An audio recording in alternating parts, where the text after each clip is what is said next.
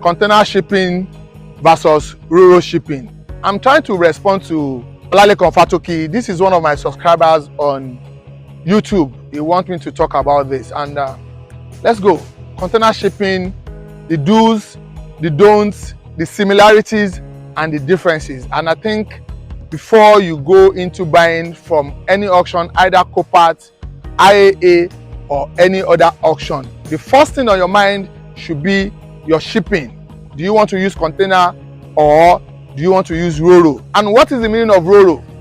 RORO means roll on, roll off. You know, simply rolling on to the vessel, and when it gets to Lagos, you roll it off the vessel. It's as simple as ABC. There are so many cars that cannot go through RORO, and this is very important. However, when you are buying, ensure that the car you want to put on RORO has a run and drive status. The car you want to put on RORO must have a minor accident. The car you want to put on RORO must not have a mechanical fault whatsoever, because if there's any mechanical fault that the car cannot drive, you'll be charged an additional fee for your RORO. It could be for non-runner, which is $400, and it could be for forklift, which is about $700, and this is going to kill your invoice. So for RORO, you have to ensure that your car is driving, the accident is minor, such that it can qualify for the safety arrangement of the vessel, because if the accident is too much, it will not be allowed to go, and it must not be a burn engine, burn interior or burn status, because it will be rejected at the port. This is what you have to put into consideration when you are planning for RORO. Cars with burn status, either burn engine, burn interior or burn, cannot go for RORO. It will be rejected. Then let's go to the container shipping. Now, container shipping, very fantastic. If you want to do container shipping, mostly cars that are cheap, perhaps that cannot drive, cars with mechanical faults can go on container shipping. You know, cars without accident, but of course, it's either the GI is faulty or the engine is faulty. It's either the kickstarter is faulty or the alternator is not charging the battery.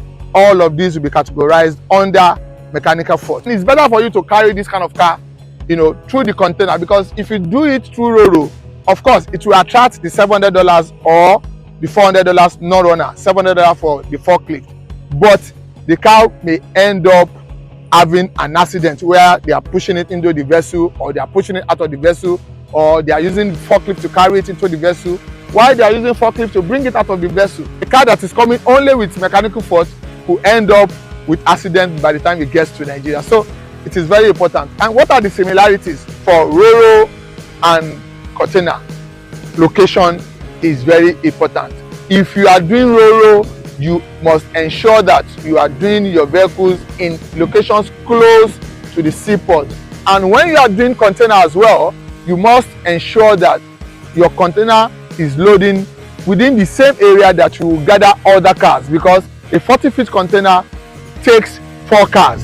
And if you are loading in New Jersey, for example, you must ensure that other cars are coming from New York, Connecticut, New Jersey and the environs. And if you are loading from Miami, you must ensure that your cars are coming from other cities in Florida, Miami, Orlando and the rest. If you are loading in Georgia or you are loading in Texas, you must ensure that your vehicles are coming within the area so that your ground transportation will not damage your invoice. Because if you are loading in Miami and you are buying a car from New Jersey, it takes about $600 to $700 to move the car from New Jersey down to Miami for it to be loaded into the container.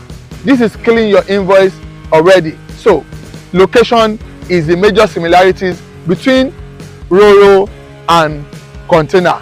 If you are buying for RORO shipping, you must ensure you are buying from a good location that is closer to the port, such that to cut down the cost of landing for you. And if you are loading for the container, you must ensure that you do all your cars within the same environment and it doesn't take your money away from you. So this are the similarities. The differences is the fact that one is going to come early, within 6 to 8 weeks is going to come to Lagos, and this is RORO. And for you to know, RORO is for cars that are clean or cars with minor accidents, so it means it will be more expensive. So if you are looking for cheap cars, you must set your mind that it will go on container, not RORO. These are the differences and the similarities. I've mentioned the do's and don'ts, I've mentioned the similarities and the differences. Guys, that is what you want me to talk about. If you like this episode and you like to help support the podcast, please share it with others. To catch all the latest from me, follow me for more, subscribe to my YouTube channel, and let's keep the conversation going within the comment section. Thank you and God bless.